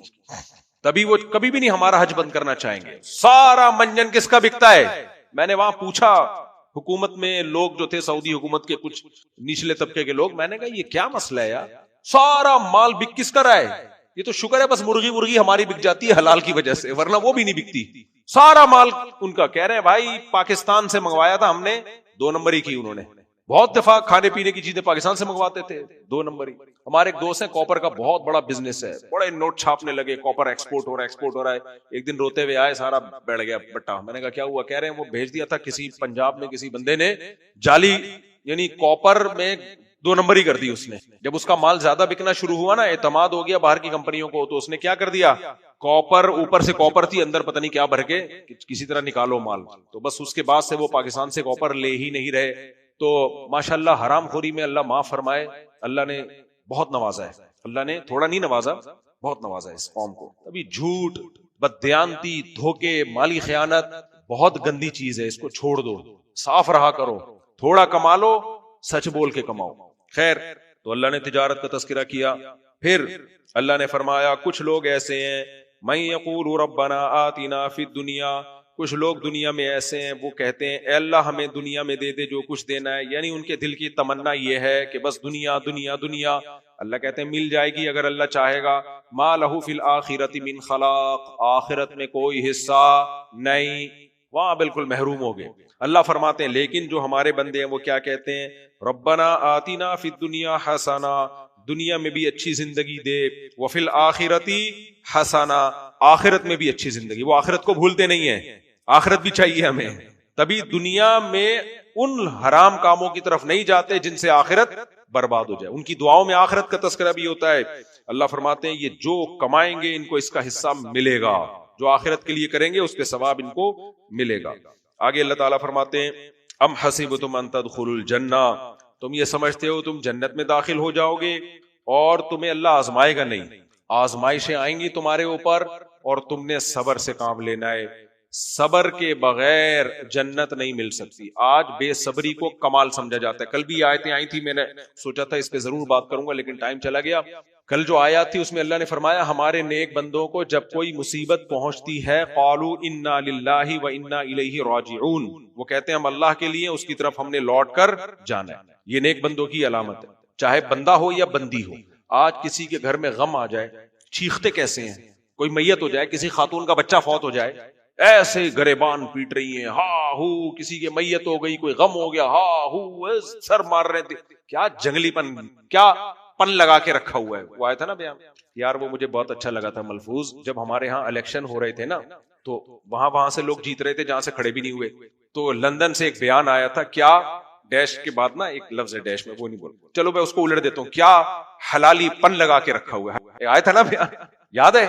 ایک ویڈیو جاری ہوئی تھی اس میں بیان آیا تھا کیا حلالی پن، حلالی نہیں تھا وہ، مسجد کے احترام میں نہیں بول پا رہا وہ لفظ، کیا حلالی پن لگا کے رکھا ہوا. تو جب بھی کوئی میت ہو گھر میں، بھائی عورتوں کو بولو صبر کرو، چیخنا چلانا ہو، یہ غم بالآخر چلا جائے گا، لیکن اس طرح چیخو پکار کر کے اپنے اجر کو ضائع مت کرو. نبی نے لعنت فرمائی ہے میت پہ چیخنے والی عورتوں پر، لوہا کرنے والی عورتوں پر، گریبان چاک کرنے والی عورتوں پر. جعفر طیار جوان آدمی تھے، میدان جنگ میں شہید ہو گئے. ان کی 4 بیویاں تھیں، رونے کی آواز آئی گھر کی 4 دیواری سے باہر. آپ نے پہلے ایک دفعہ آرام سے سمجھایا، پھر فرمایا مٹی اٹھا کے ان کے چہرے پہ ڈال دو. حالانکہ کتنا بڑا غم تھا، چھوٹے چھوٹے یتیم بچے، اور نبی کے چچا زاد بھائی چھوٹے چھوٹے یتیم بچے چھوڑ کر گئے. اتنے خوبصورت تھے جعفر طیار رضی اللہ تعالیٰ، کتنا بڑا غم تھا. 4 عورتیں ایک وقت میں بیوہ ہو رہی ہیں، چھوٹے چھوٹے یتیم بچے، اور نبی صلی اللہ علیہ وسلم کو جب شہادت کی اطلاع ملی آپ کے آنکھوں سے آنسو. بس ان کی ازواج کو آپ نے چیخنے چلانے نہیں دیا، خاموش، ایسے خاموش کرایا گھر کے اندر آرام سے رو بیٹھ کے. مسلمان یہ یقین رکھتا ہے خوشیاں بھی آتی ہیں زندگی میں اور غم بھی آتے ہیں، یہ دنیا کا حصہ. اللہ ہم سب کو بچائے غم سے، ہمیں خوشیوں والی زندگی دے، پریشانیوں سے بچائے. لیکن بھائی پریشانیوں میں آپ ایسے باہر ہو جانا، یہ مر گیا وہ فر گیا، سر دیواروں سے جا کے مار رہے ہیں، ہائے ہائے ہائے ہائے ہائے، یہ کیا لگایا ہوا یار، کیا پن لگا کے رکھا ہوا ہے. ایسے موقع پہ کیا جا کے بولا کرو مسلمانوں کافر ہو بھائی. تو ایسے چیخ رہے ہوتے ہیں. جنازے کی چارپائی ہے اس کو پکڑ کے بیٹھے ہوئے ہوتے ہیں، جانے نہیں دو اس چارپائی کو، میت ہے نا نہیں جانے دیں گے ہم. تو یہ اچھے کام نہیں ہے، خاندانی لوگ ایسی حرکتیں نہیں کرتے. میں نے زندگی گزاری ہے، بہت لوگوں میں ملا جلا ہوں، میت پہ پتہ چل جاتا ہے کون خاندانی اور کون غیر خاندانی. میں نے ایسی میتیں بھی دیکھی ہیں، او بھائی دیواروں سے مار رہے ہیں، ایسے جیسے پتہ نہیں کیا. اور ایسے بھی دیکھی ہیں جوان بیٹے کی موت ہوئی ہے، جوان بیٹے، اور ماں کے آنسو نکل رہے ہیں اور وہ کہہ رہی ہے اے اللہ یہ میرے اختیار میں نہیں ہے، یہ میرے اختیار میں نہیں، ایسا نہ ہو کہ میرا صبر کا اجر ضائع ہو جائے. ایسی مائیں بھی دیکھی ہیں. تو اس لیے اللہ سب ماؤں کے بچوں کو زندگی دے، لیکن اللہ نہ کرے کسی کا بچہ فوت ہو جاتا ہے، بھائی صبر کرو صبر کرو. سمجھ میں آ رہی ہے بات؟ کیونکہ سب سے بڑا غم عورت کے لیے یہی ہوتا ہے. اسی طرح اگر اللہ نہ کرے، ویسے تو کرے لیکن چلو نہ کرے، مرد دوسری شادی کر لے، غم ہوتا ہے عورت کو، آنسو بھی اچھے ہوتے ہیں، روتا ہے، روتی ہے، ظاہر اس پہ سوگن آئی ہے، لیکن ایسا بنا لینا جیسے پتہ نہیں کوئی دنیا میں تم ہو پہلی جسے مر بھی تو سکتا تھا نا, یہ مر نہیں سکتا تھا کیا؟ ابھی آدھا تو ہے نا, بچے تو یتیم نہیں ہوئے. میں اکثر واقعہ سناتا ہوں, ہمارے ایک دوست اسی طرح ہوا, ان کی بیگم نے اتنا ہنگامہ کیا, انہوں نے کہا بھائی چھوڑو رہنے دو. میں نے کہا یار مر گئے تو بھی تو صبر آئے گا, وہ مر ہی گئے, ایکسیڈنٹ میں ان کی ڈیتھ ہو گئی اگلے ہی دن. تو ان کی بیگم نے پھر گھر میں ہمارے فون کر کے بتایا کہ میرے تو میاں, میں تو سمجھ رہی تھی یعنی میرے تو بچے ہی یتیم ہو گئے. یہ سب اللہ کے ہاتھ میں ہے بھائی. آپ نہ کہیں اپنے میاں کو دوسری شادی کرو, اس کو روکیں آپ. عورت سوکن برداشت نہیں, آپ روکیں اس کو. گھر پھر بھی اگر کر لیتا ہے, غم بھی ہوتا ہے, تھوڑا رونا دھونا بھی سمجھ میں آتا ہے, تکلیف بھی ہوتی ہے, لیکن قرآن کہتا ہے من یتصبر یصبرہ اللہ, جو اللہ سے صبر مانگتا ہے نا اور کوشش کرتا ہے, اللہ صبر دے دیتا ہے. اور جو صبر کرنا چاہتا ہی نہیں ہے, یہی کہ میں غمزدہ, وہ نہیں آئے گا, وہ کبھی بھی صبر, وہ پریشانی ہی رہے گی پوری زندگی میں. تو اور آدمی کو بھی چاہیے کہ ٹرک کے نیچے آگے مر جائے. اچھا خیر, کس بات پہ یہ آپ یہ نہیں میں بتاؤں گا کس بات پہ. خیر ہم آگے چلتے ہیں. آگے اللہ تعالیٰ فرماتے ہیں, جلدی جلدی میں چاہ رہا ہوں آج بہت ساری آیتیں, جلدی جلدی ساری آیتیں ہو جائیں. تو اللہ نے حکم کیا دیا بھائی, دعا اللہ سے, یہ ہم سب کمزور ہیں, ہم غم برداشت کرنے کی طاقت نہیں رکھتے, میں مجھ سمیت سب کمزور ہیں, ہم اللہ سے عافیت مانگیں. اللہ نہ کرے ہمارے نہ چاہتے ہوئے بھی کوئی آزمائش آ جائے تو واویلا نہیں کرنا, ہائے ہوئے یہ نہیں کرنا ہے, صبر کرنا ہے. اس کو تھوڑا بہت تکلیف ہوتی ہے, تھوڑا بہت غم ہوتا ہے, وہ بلکہ زیادہ بھی ہوتا ہے بعض دفعہ, لیکن رو لو, تنہائی میں بیٹھ کے رو لو, اللہ سے دعا مانگ کے رو لو. اپنا غم ہلکا کرنے کے لیے اپنے قریبی دوست کو دکھڑا بھی سنا دو, یہ بھی صحیح ہے, تاکہ غم تھوڑا ہلکا ہو جائے.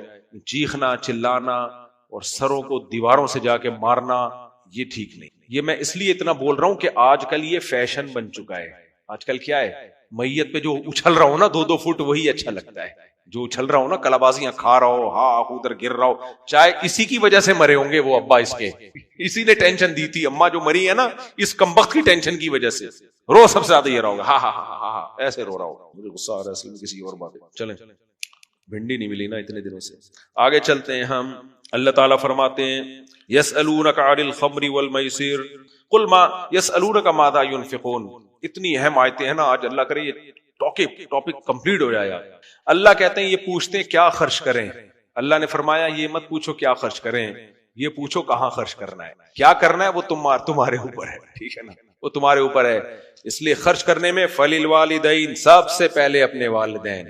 ایسا نہ ہو کروڑوں میں کھیل رہے ہو اور ابا پھٹ پٹی بائک پہ, ایسے ہیں لوگ, وہ بیچارے کو جو ریٹائرمنٹ کے پیسوں سے اس نے پرانی بائک خریدی تھی اب تک وہ اسی پھٹ پٹی بائک پہ گھوم رہا ہے. سب سے پہلے کیا, اما کے دانت لگوا دو.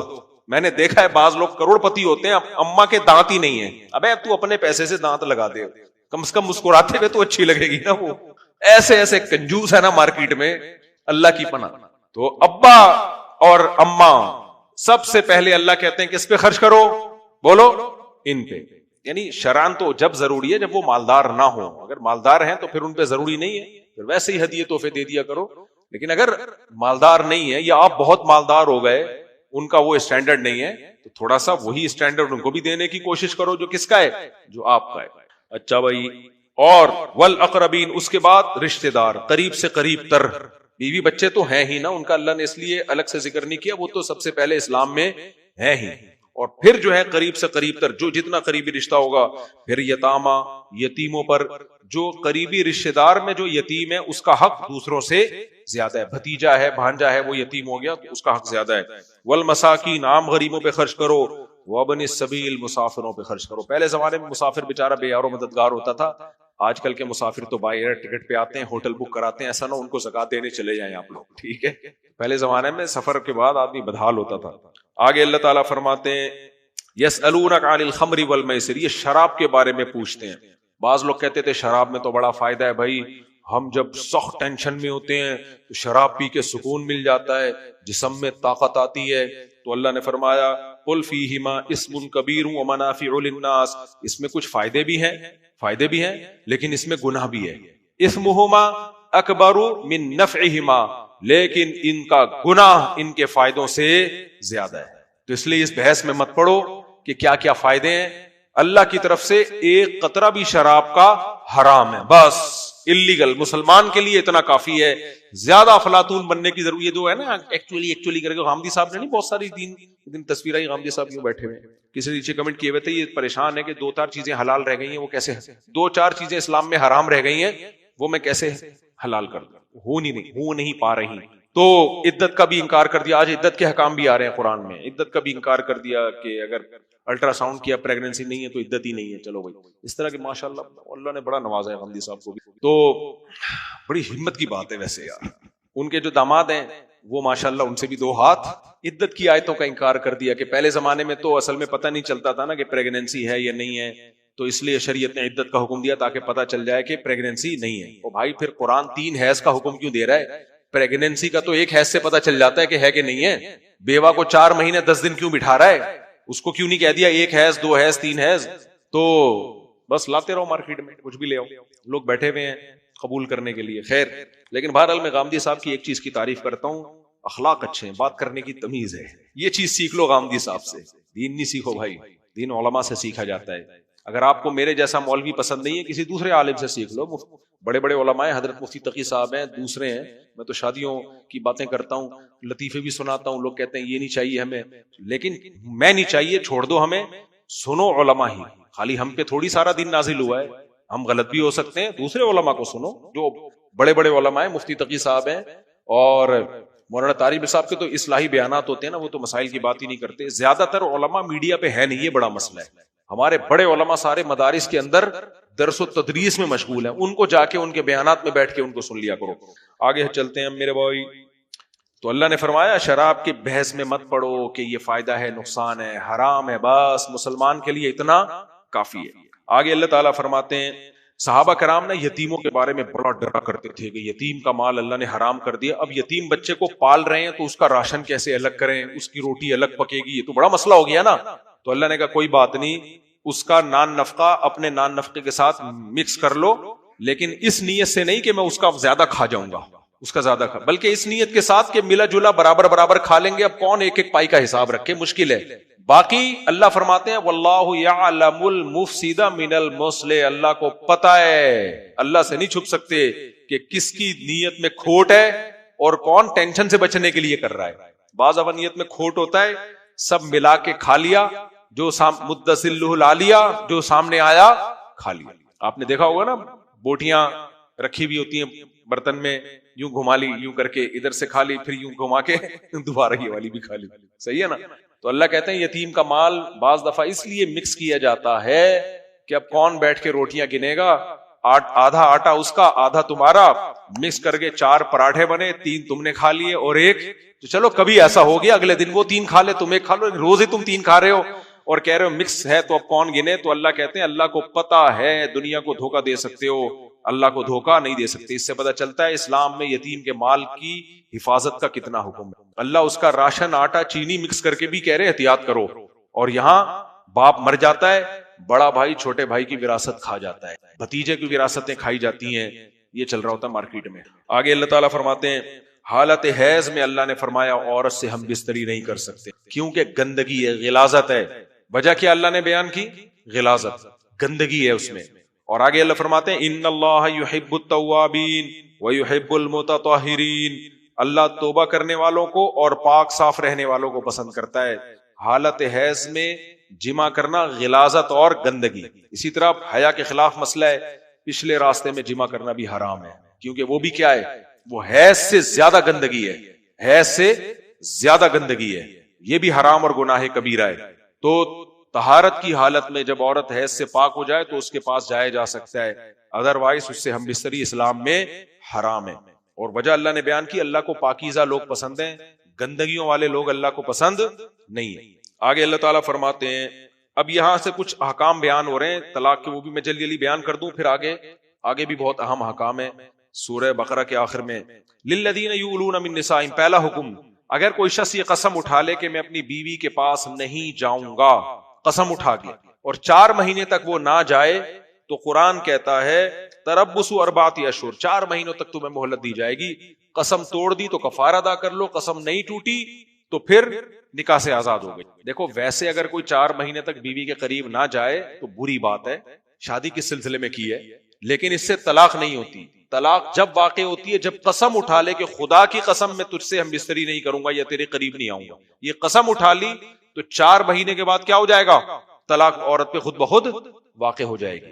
دوبارہ نکاح کرنا چاہے نکاح ہو سکتا ہے، لیکن اسلام عورت کو آزاد کر دیتا ہے کہ بھائی اب یہ تمہارے قریب نہیں آ رہا، تمہارا بنیادی حق ادا نہیں کر رہا، تم جہاں چاہو نکاح کر سکتی ہے، اسی سے چاہو تو اسی سے دوبارہ نکاح کر سکتی. ایک حکم اللہ نے یہ بیان کیا.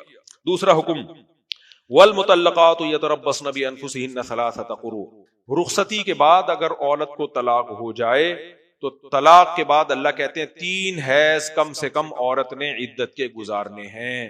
آج ہماری سوسائٹی میں اس حکم کی بھی دھجیاں اڑائی جا رہی ہیں. طلاق ہوئی اگلے دن آفس جا رہی ہیں بن ٹھن کے، بلکہ وہ کر رہی ہیں، اس کو سیلیبریٹ کر رہی ہیں، کیک کٹ رہے ہیں، میڈیا پہ آ رہی ہیں. اللہ نے 4 دیواری میں قرار پکڑنے کا حکم دیا. عورت کا ویسے بھی نامحرم سے پردہ ہے، لیکن عدت کے دوران یہ پردے کے حکام اور بھی زیادہ سخت ہو جاتے ہیں. شدید ضرورت کے بغیر وہ گھر سے باہر نہیں نکل سکتی. اب بہت سی خواتین کہتی ہیں اسلام نے ہم پہ اتنی پابندیاں لگاتی ہیں، مرد پہ تو پابندیاں لگائی نہیں. میڈیا اسی قسم کی باتیں کر رہا ہے. تو آپ اسلام چھوڑ دیں کائنڈلی، ٹھیک ہے؟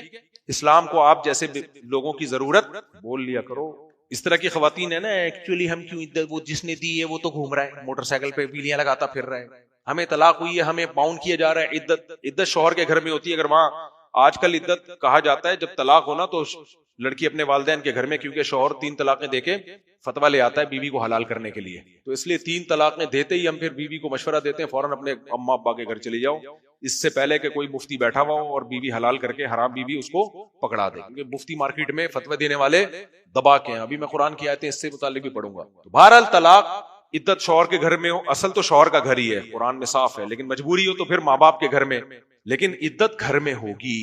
شدید ضرورت میں گھر سے باہر نکل سکتی ہے، ادر وائز وہ گھر سے باہر نہیں جا سکتی. ایک حکم یاد رہے گا کہ نہیں رہے گا؟ یہ خواتین یاد رکھیں. ایک اور اللہ نے حکم دیا وَلَا يَحِلُّ لَهُنَّ أَن يَكْتُمْنَ مَا خَلَقَ اللَّهُ فِي أَرْحَامِهِنَّ. عورت کو طلاق ہوئی، اسے پتا چلا میرے پیٹ میں حمل ہے، اس کے سوا دنیا میں کسی کو معلوم نہیں ہے. اللہ کہتے ہیں عورت کے لیے حلال نہیں ہے کہ اس حمل کو چھپا لے. سمجھ میں آ رہی ہے بات؟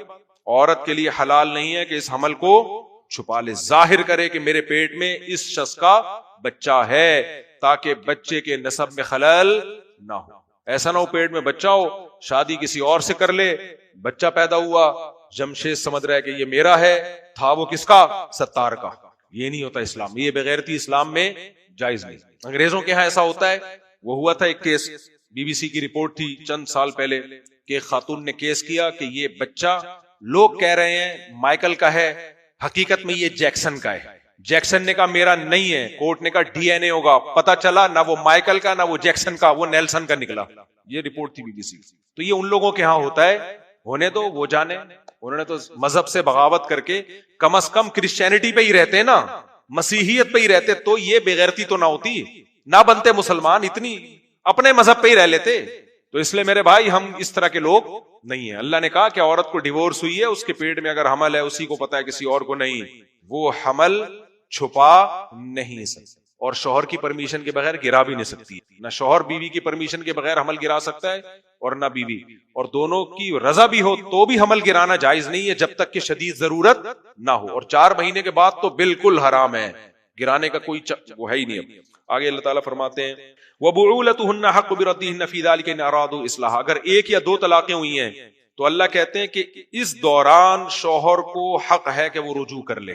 اگر 1 یا 2 طلاقیں ہوئی ہیں، عورت کے پاس یہ رائٹ نہیں ہے. مرد کو اللہ نے اختیار دیا ہے کہ 1 یا 2 دفعہ اگر ریپیٹ کیا ہے تو ابھی تمہارا حق ہے. عدالتی خلا نے یہ سارے حکام کی دھجیاں اڑا دی، ابھی 1 بھی نہیں دی ہے، پھر بھی عورت کے پاس حق ہے کہ وہ عدالت سے خلا لے اور پتلی گلی سے نکل لے. تو اس آیت کا کوئی مطلب بچتا ہے؟ پھر اللہ تو کہہ رہے ہیں مرد نے 2 دے بھی دی نا، پھر بھی بعولتہن، بال عربی میں شوہر کو کہتے ہیں. مرد کو یہ رائٹ ہے کہ وہ روک سکتا ہے بیوی، اگر وہ روک لے گا تو عورت کے پاس رائٹ نہیں ہے جانے کا. 3 ٹائم ڈیورس کا اختیار دیا، ابھی 2 کے بعد رائٹ ہے، اور عدالتی خلا نے ابھی 1 بھی نہیں دی ہے، یہ رائٹ مردوں سے چھین لیا. اور ہمارے اسکالرز آج کل کے جو نام نہاد اسکالرز آ رہے ہیں جو کہتے ہیں یہ مقلد ہیں، حنفی ہیں، شافی ہیں، یہ لوگ مقلد ہیں. شکر ہے ہم مقلد ہیں، تبھی ہم فقہا جنہوں نے قرآن و حدیث کی ڈیپ میں جا کے قرآن کو سمجھائے، ہم نے وہاں سے سمجھا ہے قرآن کو. آپ تو بالکل بے لگام ہو، ایک کچھ اور بتا رہا ہے، وہ ادھر سے کچھ اور بتا رہا ہے، اس کا فتویٰ کچھ اور ہے، بوکھلائے ہوئے اتنے زیادہ ایسے ایسے مسئلے پیش کر رہے ہیں کہ اللہ کی پناہ.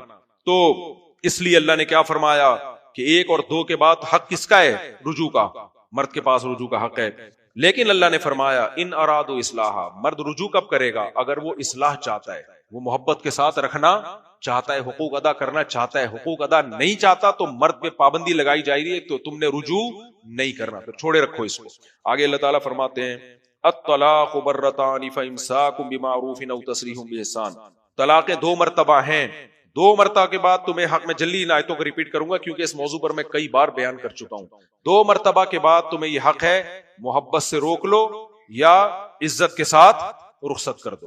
آگے اللہ فرماتے ہیں وَلَا يَحِلُّ لَكُمْ أَن تَأْخُذُوا مِمَّا آتَيْتُمُوهُنَّ شَيْئًا. اگر تم نے رخصت کرنے کا ارادہ کر لیا ہے تو جو کچھ تم نے ان کو دیا تھا اس میں سے کچھ بھی واپس نہیں لے سکتے. پہلے زمانے میں ہوتا تھا طلاقیں دے کے دھکے دے کے نکالا، سارا مال مہر وہر جو دیا ہے نا اٹرم پٹرم سارا واپس لے لیا اور کک آؤٹ کیا، چل نکل. تو اللہ نے فرمایا نمبر 1 کک آؤٹ اس طریقے سے نہیں کرنا، تسریحم باحسان، عمدہ طریقے سے چھوڑنا ہے اس کو. بات سمجھ میں آ رہی ہے؟ آج چھوڑا جاتا ہے عمدہ طریقے سے، ہے عمدہ طریقے سے. عمدہ طریقے سے چھوڑنے کا کیا مطلب ہے؟ بھائی دیکھو اس کو سمجھا بھی لیا محبت سے، دونوں خاندان والے بیٹھ گئے، پتہ چل رہا ہے کہ غلطی ہے کس کی؟ بھائی پتہ چل گیا بھائی بیگم ہی کی غلطی ہے. بعض دفعہ الٹا بھی ہوتا ہے، میں تو ایک مثال دے رہا ہوں، اگر پتہ چل گیا کہ اس کی غلطی ہے. اب دونوں خاندان والوں کو بٹھایا، انہوں نے سمجھایا، نہیں سمجھ میں آ رہا. پہلی بات تو یہ کہ برداشت کر لو بھائی، ہر پورا صحیح دنیا میں کوئی بھی نہیں ہوتا. اللہ کے نبی نے حکم دیا کہ نہیں ہو سکتی بیوی پوری سیدھی، کچھ نہ کچھ عیب برداشت کرنے پڑیں گے، تو برداشت کر لیا. لیکن ناقابل برداشت ہو رہا ہے معاملہ. اب جب ناقابل برداشت ہو رہا ہے تو اللہ نے پہلا حکم بیان کیا کہ جرگہ بٹھاؤ، وہ بھی کامیاب نہیں ہو رہا تو پھر کیا کرنا ہے؟ پہلے محبت سے نصیحت، دوسری آیتوں میں آتا ہے جرگہ، تیسرے میں آتا ہے علیحدگی اختیار کر لو کچھ دنوں کے لیے. تبھی جب میاں بیوی کے جھگڑے ہمارے پاس آتے ہیں نا، ہم کہتے ہیں آپ دونوں کا کوئی حل نہیں ہے، 6 مہینے کے لیے وہ اپنی اماں کے چلی ہے، اور دل چاہتا ہے دونوں کو چترول لگا کے تھوڑے دنوں کے لیے کیا کر دو، کیونکہ ایک دوسرے کی شکلیں دیکھ دیکھ کے بعض دفعہ ویسے ہی نفرت ہو جاتی ہے. ہر سیدھی بات بھی الٹی لگ رہی ہوتی ہے. جب انسان کی نفرت ہوتی ہے نا، پھر ہر بات الٹی سوئی چلنا شروع ہو جاتی ہے. اور ایک دفعہ یہ میاں بیوی میں شروع ہو گئی نا، یہ نہیں وہ ہر بات کو بیوی تن سمجھ رہی ہوتی ہے. آپ اچھی بات کر رہے ہو، آپ کہہ رہے ہو کہ آج تو تم نے بڑا اچھا پراٹھا بنایا، آ گیا خیال 20 سال میں آج تک کبھی تعریف نہیں کی ہے. آدمی کہتا ہے چلو میں سوری کرتا ہوں، نہیں آج بھی نہیں اچھا بنایا آپ نے. دیکھا دل میں جو تھا وہ آ گیا نا. یہ چل رہا ہوتا ہے کس میں؟ یہ چل رہا ہوتا ہے ہر بات الٹی، ہر بات الٹی. تو ایسے میں حل کیا ہوتا ہے؟ یار تھوڑے دنوں کے لیے الگ ہو جاؤ، 6 مہینے وہ ادھر تم ادھر رہو. اصل میں تو قرآن نے کہا بستر الگ کر دو، لیکن آج کل کی خواتین ایسی نہیں ہے کہ آپ بستر الگ کر کے ادھر سو، وہ نہیں سونے دے گی آپ کو. وہ کہے گی کیوں وہاں کیوں سو، شادی کیوں؟ پرانے زمانے میں آدمیوں کا روب ہوتا تھا، وہ چاہتے تو سو جاتے، چاہتے تو دوسرے کمرے میں سو جاتے. اب ایسا نہیں ہے، دوسرے کمرے میں تمہارا باپ بھی نہیں سو سکتا بیوی کی مرضی کے بغیر. وہ وہاں آ جائے گی، بولے گی کیوں. تو اس لیے سجیشن کیا ہے؟ بیگم تھوڑے دنوں کے لیے ماں کے گھر رہ لے، آپ یہیں رہ لیں یا جہاں مرضی دفع ہو جائیں یا ٹرک کے نیچے آ کے مر جائیں، وہ آپ کی چوائس ہے. تو یہ طریقہ بھی ناکام ہو رہا ہے. تو پھر اسلام نے کیا کہا بھائی؟ اللہ کہتے ہیں پھر ایک طلاق دی جا سکتی ہے، اور اگر رجوع کرنا ہے تو یہ سوچ کے رجوع کرنا کہ دوبارہ وہی کچھ نہیں کرنا جو پہلے کیا تھا. اصلاح کی نیت سے رکھنا چاہتے ہو محبت کے ساتھ تو ٹھیک ہے، ادروائز نہیں. آگے اللہ تعالیٰ فرماتے ہیں کہ 1 روپیہ بھی تمہارے اگر چھوڑنے کا یہ ارادہ کر لیا ہے تسریحم باحسان، تو پھر کیا ہوگا بھائی؟ محبت سے بتا دیا جائے کہ ہم دونوں کی نہیں بن رہی ہے، تو میں آپ جس سلسلے میں حاضر ہوا تھا اس سلسلے کو میں ریورس کر رہا ہوں. آپ اپنے یعنی علیحدگی لے لیں اور عدت گزاریں، آپ کو عدت کا خرچہ پانی ملتا رہے گا. بچوں کا خرچہ ساری زندگی میرے ذمے ہے، جب تک بچیوں کی شادیاں نہیں ہو جاتی، بچے 18 سال یا 15 سال کے نہیں ہو جاتے، میرے ذمے ہے. بچوں سے میں ملتا رہوں گا، بچے چھوٹے آپ کے پاس رہیں گے، میں جب چاہوں گا ملاقات کے سلسلے میں حاضر ہو جاؤں گا. اتوار کو چھٹی ہوتی ہے، 1 دن کے لیے میرے پاس چھوڑ دینا، نانی وغیرہ سے ملاؤں گا، گھماؤں گا، پھراؤں گا، اور باقی 6 دن کس کے پاس رہیں گے؟ آپ کے پاس. بڑی محبت سے تمیز سے یہ کام ہو سکتا ہے. پھر اللہ کہتے ہیں جو کچھ ان کو دیا وہ مت لو واپس، بلکہ آگے اللہ نے فرمایا وَلِلْمُطَلَّقَاتِ مَتَاعٌ بِالْمَعْرُوفِ، عمدہ طریقے سے اور بھی کچھ ان کو دے دو. صحابہ کرام جب طلاق دیا کرتے تھے تو اور زیادہ پیسہ دے کے رخصت کیا کرتے تھے، لیکن ہماری سوسائٹی میں یہ سارے احکام اور ہماری عدالتیں ایسے قوانین بنا رہی ہیں یورپ سے لے کے نا، وہاں سے لے کہ میاں بیوی دونوں ڈپریشن کے مریض بن جائے. سمجھ میں آ رہی ہے بات؟ کسی وکیل کے پاس کیس چلا جائے سوائے چند وکیلوں کے، وہ عورت کو وہ پٹیاں پڑھاتے ہیں کہ الامان والحفیظ، بچے گئے آپ کے ہاتھ سے، گئے. پھر بچے گئے، اگر مرد بچے چھین لے گا عورت نہیں ملے گی تو مرد یہ سمجھاتا رہے گا دیکھو تمہاری ماں تم سے ملتی نہیں ہے، حالانکہ وہ ملنے دے نہیں رہا ہوتا. سمجھ میں آ رہی ہے بات؟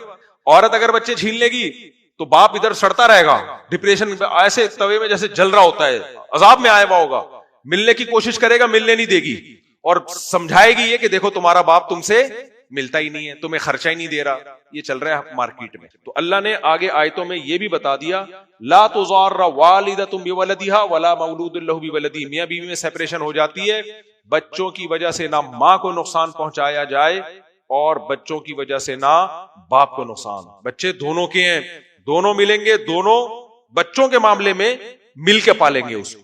ٹھیک ہے، عورت کسی اور شوہر کے ساتھ رہتی ہے جہاں وہ شادی کر رہی ہے، بچوں کو دونوں نے مل کے پالنا ہے. مل کے پالنے کا مطلب یہ نہیں کہ ہیلو ہائی کرتے رہے، ہاؤ فائن بیگم کیسی ہو تم، آج منا کیا کر رہا تھا، یہ نہیں ہوگا، وہ آپ کی نہیں ہے. وہ ایسے بھی لوگ ہیں طلاق کے بعد بھی ہاؤ کیا کیا ہے بس کر، تو اتنا اچھا تو پہلے نہیں تھا. تو اس میں یہ ہے کہ بھائی بچے کو دونوں مل کے پالیں گے، بچے کا خرچہ باپ دے گا، اور ماں ہفتے میں ایک دن بچوں کو کس کے پاس چھوڑے گی؟ باپ کے پاس. 24 گھنٹے آپ کے پاس رہیں گے اور اس طرح سے زندگی گزرے گی. اس کے بعد بچے جب لڑکا جب 7 سال کا ہو جائے اور لڑکی جب 9 سال کی ہو جائے تو یہ ترتیب الٹی ہو جائے گی. اب بچے باپ کے پاس آ جائیں گے. سمجھ میں آ رہی ہے بات کہ نہیں آ رہی؟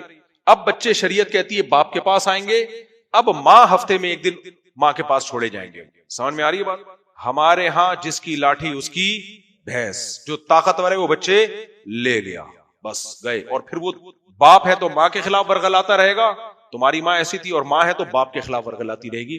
یہ اللہ کی حدود ہیں جو ہمارے ہاں توڑی جا رہی ہیں. کر لو، آخرت بھی آنی ہے ایک دن. سمجھ میں ایک دن آخرت بھی آئے گی. تو خیر اللہ تعالیٰ نے فرمایا کہ اللہ فرماتے ہیں طلاق کے بعد تم بیوی سے کچھ لے نہیں سکتے، ایک صورت میں تم لے سکتے ہو.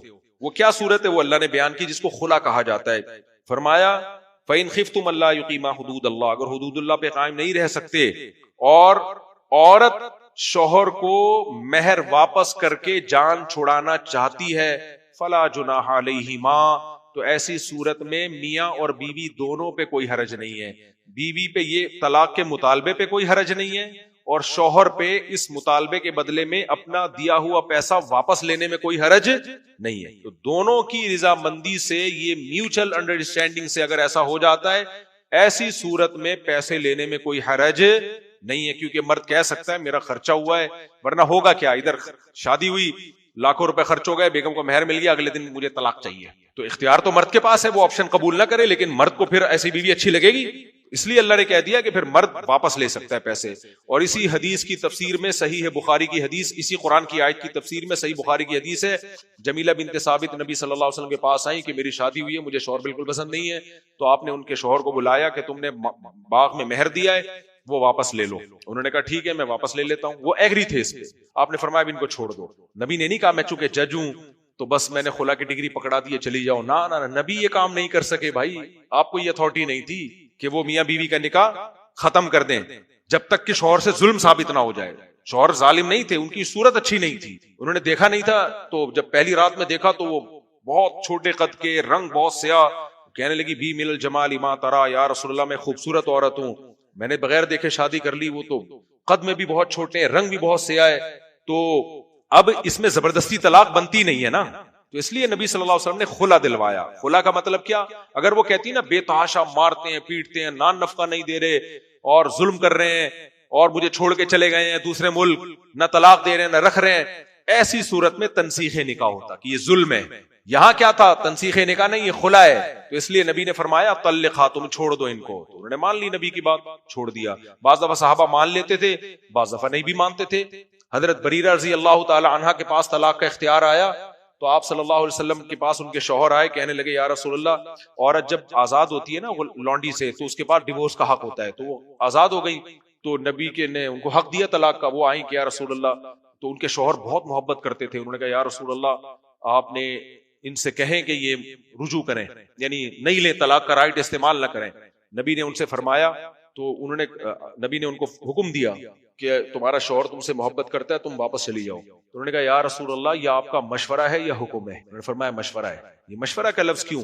بعض دفعہ صیغہ آرڈر کا ہوتا ہے لیکن وہ ہوتا کیا ہے؟ مشورہ. کیوں؟ اس لیے کہ شریعت نے جب یہ رائٹ دیا ہے کہ شوہر بیوی کو چھوڑ سکتا ہے تو پھر نبی یہ رائٹ بتا کے گئے ہیں کہ شوہر ہی چھوڑ سکتا ہے. اسی طرح لونڈی جب آزاد ہوتی ہے اس کے پاس یہ رائٹ آتا ہے کہ وہ پرانے شوہر کے پاس رہنا چاہے یا نہیں, تو یہ رائٹ بھی اس سے کوئی چھین نہیں سکتا. اس لیے نبی نے فرمایا میں مشورہ دے رہا ہوں بھائی, یہ رائٹ کس نے دیا تمہیں؟ اللہ نے دیا, تو میرا مشورہ ہے. فرمایا رسول اللہ پھر نہیں ماننا, میں نہیں رہنا چاہتا. آرڈر ہوتا تو پھر آپ کے حکم کے سامنے کون کچھ کر سکتا ہے. وہ نہیں رہی. ان کے شوہر کو اتنی محبت تھی کہ گلیوں میں خاک لے کے اپنے سر پہ ڈالتے تھے. پھر آپ نے فرمایا صحابہ سے, دیکھو بریرہ کے شوہر کی ایک طرف محبت دیکھو اور بیوی کی اپنے شوہر سے نفرت دیکھو. وہ خاک چھانتے ڈالتے پھر رہے ہیں اور نبی مشورہ بھی دے رہے ہیں, لیکن وہ کہہ رہی ہے مشورہ ہے نہیں, تو نبی بھی ناراض نہیں ہوئے. سمجھ میں آ رہی ہے بات؟ آج کوئی مشورہ بھی دیتا ہے, باپ بن کے سر کے اوپر بیٹھ جاتا ہے, میرا مشورہ ہے, میرا مشورہ ہے نا, تو چپ کر کے بیٹھ جا, دے دیا بس کافی ہے. آپ جلدی جلدی, اصل میں آج اسپیڈ بہت زیادہ ہے تو آج زبان میری نا ذرا لڑک رہی ہے, جلدی سے بس یہ آیتیں مکمل کر لوں میرے بھائی. تو اللہ نے فرمایا تلک حدود اللہ فلا تعتدوها, یہ اللہ کی حدود ہے. آگے اللہ نے فرمایا فإن طلقها فلا تحل له من بعد, دو کے بعد اگر مرد نے تیسری طلاق بھی دے دی, خدا کی قسم قرآن میں کہیں بھی نہیں ہے کہ اسی مجلس میں دی ہوں یا الگ الگ مجلس میں دی ہوں, نہ کسی صحیح حدیث میں آئی ہے. اس لیے یہ قرآن پہ جرت ہے. اللہ نے کہا اگر تیسری طلاق بھی دے دی ہے فلا تحل له, تو پھر یہ بیوی شوہر کے لیے حلال نہیں ہے. حتی تنکح زوجا غیرہ, یہاں تک کہ کسی دوسرے مرد سے یہ نکاح نہ کر لے. اب اس کے پاس دوبارہ نکاح کر کے بھی نہیں جا سکتی ہے. پھر اگر وہ دوسرا مرد, حدیث سے میں آتا ہے ہم بستری بھی ہو, پھر اسی کے ساتھ رہے. پھر اگر بالفرض وہ کسی وجہ سے دوسرا مرد چھوڑ دیتا ہے فلا جناح علیہما ان یتراجعا, تو عورت کے لیے جائز ہے جہاں چاہے شادی کرے, لیکن اس صورت میں پہلے مرد سے بھی شادی کر سکتی. سمجھ میں آ رہی ہے بات؟ یہ قرآن بیان کر رہا ہے. لوگ کہتے ہیں اہل حدیث لوگ کہتے ہیں مفتیوں نے حلال, بھائی یہ حلالہ قرآن بیان کر رہا ہے, اور جو حلالہ حدیث کے مطابق حرام ہے وہ حلالہ ہے جو باقاعدہ ایگریمنٹ کر کے ہو. سمجھ میں آ رہی ہے بات؟ اس میں حکمت کیا ہے؟ جب 3 طلاقیں دی ہے نا, عورت کی طبیعت میں نرمی ہوتی ہے. 3 طلاقیں دینے کے بعد مرد پھر اس کو بہلا پھسلا کے واپس لے آئے گا, 2 آنسو بہائے گا, پھر وہ بیوقوف بن جائے گی. کیا گارنٹی ہے پھر دوبارہ طلاق نہ دے؟ ایک خاتون آئی نا, میرے میاں نے غصے میں 3 دے دی ہیں تو میں بڑی پریشان ہوں. میں نے کہا اس کو پتا تھا نا 3 ہو جاتی ہیں؟ انہوں نے کہا پتا تو تھا.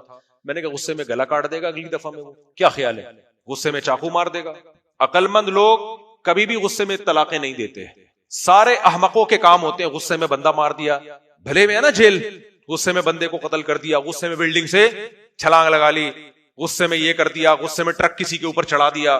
تو ایسے بے وقوفوں کو اللہ دنیا میں رہنے کا حق دیتا ہی نہیں, اور گھر بسانے کا تو اللہ حق دیتا ہی نہیں ہے. تو اس لیے جو خواتین کہتی ہیں نا ہماری میں نے غصے میں طلاق نکال دی, اور وہ بیچارہ رو رہا ہے, وہ بغیرت رو نہیں رہا, وہ گھنا بن کے, کیونکہ اس نے ظلم کیا ہے نا, تو اب وہ چاہ رہا ہے کہ لوگ مجھے ظالم بھی نہ کہیں, گھنا بن کے لوگوں کے سامنے کہانیاں بیان کر رہے ہیں, ایکچولی میں تو نہیں چاہتا تھا, منہ سے غصے سے طلاق نکل گئی, تاکہ بیوی کے دل میں بھی محبت رہے اور جو کرنا تھا وہ بھی ہو گیا. اس لیے حضرت عمر نہیں روتے تھے کبھی ایسے شخص کو دیکھ کے. غصے میں کوئی طلاق دے کے آتا تھا نا, یہ ہو گیا, حضرت عمر پہلے کوڑا سر پہ مارتے تھے اس کے کہ غصہ تو تجھے آیا تھا, اب میرا جو غصہ آئے گا نا وہ سن تو, اور کہتے تھے حرام ہے تیری بیوی. یہ اہل حدیثوں کی جرت ہے کہ وہ فوراً فتویٰ پکڑا دیتے ہیں کہ حلال ہے. ٹھیک ہے نا؟ تو قرآن کے مطابق غصے میں 3 طلاقیں نکالی ہوں, محبت سے نکالی ہوں, 3 طلاقوں کے بعد بیوی نہیں رکھ سکتے. میں بار بار سوچ رہا ہوں کہ جب میں نکاح پڑھاؤں نا, میں بہت لوگوں کے نکاح پڑھاتا ہوں, دولہا کم بخت کو میں پہلے سے بول دوں بغیرت کو کہ ابھی معاہدہ کر, کچھ بھی ہو جائے, قرآن بھی ہے مسجد بھی ہے, نہیں دے پا رہا, منہ سے 3 طلاقیں نہیں نکالنی ہے بغیرت نے, اور رکھ کے چماٹ لگا دوں اسی وقت. آپ کو اس بیچارے نے دی تو نہیں ہے بھائی, چماٹ اس کو ساری زندگی یاد رہے گا. کچھ کام ایسے ہوتے ہیں جو ابھی کیا نہیں ہے, احتیاطاً لگا دو پہلے سے. سمجھ میں آ رہی ہے بات؟ دیکھو اس کی ایک مثال دیتا ہوں. میں ایک دفعہ تھانے میں بیٹھا ہوا تھا, تو 2 بندے آئے. میں تھانے میں کیوں بیٹھا ہوا تھا, ایک لمبی کہانی ہے آپ کا. تھانے میں کیا کر رہے تھے, کسی کام سے گیا تھا.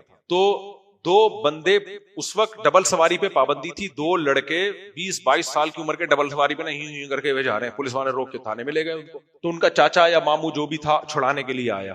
اچھا, پولیس والوں نے ان کو بٹھایا ہوا تھا. وہ چاچے ماموں نے آتے ہی پہلے اپنے دونوں لونڈوں کو نا رکھ کے ایک تھپڑ لگایا, زور سے کھینچ کے. اب بغیر تو تمہیں شرم نہیں آتی, ڈبل سواری کرتے ہو, تاڑ. میں نے کہا بھائی کیا ہو گیا ان کو آتے ہی. اچھا, وہ دونوں بیٹھے ہوئے شریف تھے, بیٹھے ہوئے تھے. خیر پھر پولیس والوں سے کہا میں بہت معذرت چاہتا, پولیس والوں نے چھوڑ دیا. میں نے کہا یار, آتے ہی انہوں نے کہا بھائی پولیس والوں کی ہمدردی لینے کے لیے نا, کیونکہ جرم بھارے انہوں نے کیا ہے, ہم تھپڑ نہیں لگاتے تو پولیس والے لگاتے ہیں, تو ہم نے اتنا لگا دیا کہ پولیس والے کو ترس آ جائے, یار سزا کیا ہو گئی ہے, ورنہ انہوں نے مارنا تھا, جیل میں بند کر دینا تھا. تو میں نے کہا یار یہ تو بڑا اچھا, مجھے سمجھ میں آ گیا کہ یہ بھی ایک طریقہ ایڈوانس میں, ابھی کچھ پوچھا نہیں ہے ان سے, آئے پٹاخ پٹاخ ایک ایک لگا دی. وہ بھی عقل مند تھے, چپ کر کے بیٹھے رہے, ورنہ وہ بولتے ابا کیا ہو گیا, چاچو کیا ہو گیا. میں نے کہا یار بڑے ذہین ہے, یہ بھی ذہین اور وہ بھی ذہین. ایک اور واقعہ جلدی سے سنا دوں. ہمارے ایک ریلیٹو تھے, جب ملک میں شیعہ سنی اور یہ سارے فسادات ہو رہے تھے نا, وہ بھی کسی میں انوالو ہو گئے ان فسادات میں. سبھی فساد میں, فساد جب ہوتا ہے تو سارے انوالو ہو جاتے ہیں. دور کے ریلیٹو تھے, ان کے ہاں کیا ہوا, کسی نے جا کے ایف آئی آر کٹائی یا کیا, پولیس آ گئی ان کے گھر میں. پولیس آئی ان کو تھانے لے جانے کے لیے. وہ دیکھو جذبات میں آدمی کا دماغ کام نہیں کرتا. انہوں نے کیا کیا, انہوں نے پولیس والوں کو بٹھایا, دروازہ کھولا, آپ آئیے. پولیس والے ماشاءاللہ ماشاءاللہ, یہ تو خود ہی گرفتاری دے رہا ہے کہ سر آپ بیٹھے, پہلے چائے وائے پیے, بیٹھے. اچھا پولیس والے ان کو جانے تھوڑی دیں گے کہ تم بوتل لے کر آؤ, چائے لے کر آؤ. پولیس والے کو بتا بھاگنا جائے بھائی, اپنے بیٹے سے بولا جاؤ بیٹا کولڈ ڈرنک لے کر آؤ. وہ لے آیا پیپسی, رکھ کے چماٹ مارا بیٹے کو. مجھے شرم نہیں آتی, تیرے سے میں نے پیپسی منگوائی تھی, تو لسی لے کر آتا, چائے لے کر آتا. بیٹھ یہاں, ایک اور لگایا. گئے چائے لینے کے لیے, اس کے بعد وہ ماحول ایسا کریٹ کر دیا نا انہوں نے کہ پولیس والے سمجھے واقعی ان کے بیٹے سے غلطی ہوئی ہے. یہ شکر ہے بیٹے نے تھپڑ کھا لیا. آج کل کی اولادیں بھی ایسی نہ لائیں. اس کے بعد مارکیٹ سے ویسی بیچارے کو لگا دیا نا, وہ تجھے پیپسی بولا تھا میں نے, تو کیا لے کر آ گیا ہے, اور گرم اٹھا کے لے آئے, ٹھنڈی کچھ بھی تھی, ابھی مجھے پوری بات یاد نہیں. ایک لگایا, بیٹھ ادھر, اور گئے. اس کے بعد کئی سال ہو گئے ہو گئے واپس. خیر پھر ان کی بعد میں ہو گئی ہوگی کوئی سلو صفائی. تو خیر اللہ تعالیٰ معاف فرمائیے. میں درس کے دوران کون کون سے واقعات لے کر آ رہا ہوں, تو میرا دل چاہتا ہے جب میں نکاح پڑھاؤں, دولہا کو رکھ کے ایڈوانس میں ایک چماٹ لگاؤں, اور بغیرت منہ سے وعدہ کر حلفیہ بیان دے, زمین آسمان ادھر سے ادھر ہو جائے گا, میں اپنی زبان سے 3 طلاقیں نہیں نکالوں. جب یہ کام کرنا ہو تمیز سے, تمیز سے. اگر اللہ نہ کرے کوئی نوبت آ جائے تو یہ ہونا چاہیے. ایک روبوٹ بٹھا دیتے ہیں, آتا ہی ایک لگا. اچھا میرے بھائی جلدی جلدی ہم اس کو ختم کرتے ہیں. آگے اللہ تعالیٰ فرماتے ہیں کہ جب طلاق ہو جائے تو لا تمسکوہن ضرارا. عورت کو پہلے زمانے میں ظلم ہوتا تھا, اب وہ ظلم ہوتا نہیں ہے. ایک خاص نوعیت کا ظلم تھا, اس کو بیان کرنے کی ضرورت نہیں. شادی نہیں کرنے دیتے تھے, نہیں, جو پرانا شوہر ہے وہی نہیں کرنے دیتا تھا, روک کے رکھتا تھا. اللہ نے کہا ایسا نہیں کرو. آگے اللہ نے فرمایا فلا تعضلوهن ان ينكحن ازواجهن. عورت کو طلاق ہو جائے تو اپنے پرانے, اگر 1 یا 2 طلاقیں ہوئی ہیں تو پرانے شوہر سے بھی اگر نکاح کرنا چاہتی ہے اس سے بھی مت روکو, کہیں اور کرنا چاہتی ہے اس سے بھی مت روکو. ہوا یہ تھا کہ ایک صحابی نے اپنی بہن کی شادی کسی سے کی, انہوں نے ڈیورس دے دی, 1 طلاق, عدت ختم ہو گئی, وہ اپنے گھر آ کے بیٹھ گئی. ان صحابی نے دوبارہ نکاح کا پیغام بھیج دیا, اور وہ ان کی بہن بھی چاہتی تھی دوبارہ میرے پرانے شوہر سے شادی ہو جائے. تو ان کے بھائی نے غیرت کا مسئلہ بنا لیا اور کہنے لگے ہم نے تو عزت دی, محبت دی, اپنی بہن رخصت کر کے ان کے گھر میں بھیجی, اور اس نے طلاق دے کے ہمارے گھر میں بٹھا دی. یعنی گویا غیرت کا مسئلہ بنا لیا کہ ابھی ہماری غیرت کے خلاف ہے کہ ہم دوبارہ بھیجیں. تو قرآن نے کہا لا تعضلوهن ان ينكحن ازواجهن. اگر وہ اپنے پرانے میاں سے دوبارہ نکاح کرنا چاہتی ہے ان کو اس کام سے مت روکو, اس کو غیرت کا مسئلہ نہیں بناؤ.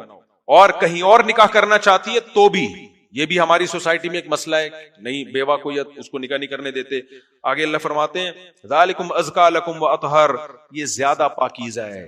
اگر یہ اس سے روکو گے تو سوسائٹی میں جرائم پیدا ہوں گے, زنا پھیلے گا سوسائٹی میں, تو اطہر پاکیزگی کا ذریعہ ہے.